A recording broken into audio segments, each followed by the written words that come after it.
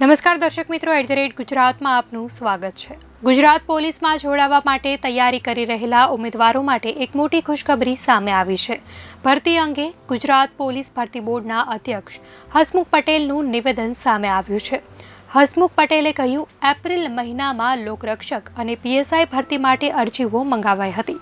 એ વખતે એ ઉમેદવારો તરફથી એવી રજૂઆત હતી કે એ વખતે કોલેજ અને શાળાની પરીક્ષાના પરિણામ આવ્યા હતા અને આપણે ઉનાળા અને ચોમાસાના કારણે તરત જ શારીરિક કસોટી લેવાના ન હતા, એટલે એવા ઉમેદવારો કે જેઓએ એપ્રિલમાં પરીક્ષા આપી હતી એવા ઉમેદવારોને પણ તક મળે એટલા માટે આપણે ઓગસ્ટ સપ્ટેમ્બરમાં ફરી અરજી મંગાવી હતી।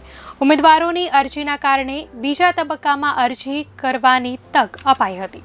ગુજરાત પોલીસ ભરતી માટે અરજી કરવાના બીજા તબક્કાનો અંતિમ દિવસ 9 સપ્ટેમ્બરે એટલે કે ગઈકાલે હતો, ત્યારે બીજા તબક્કાની સમયમર્યાદામાં મોટા પ્રમાણમાં અરજીઓ મળી છે।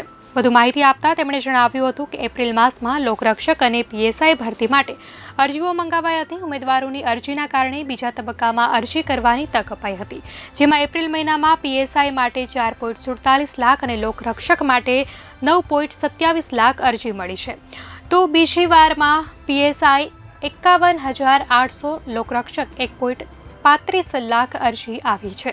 હસમુખ પટેલે કહ્યું કે જે ઉમેદવારે બંને પોસ્ટ માટે અરજી કરી છે તેવા ઉમેદવારે માત્ર એક જ વાર શારીરિક કસોટી આપવી પડશે।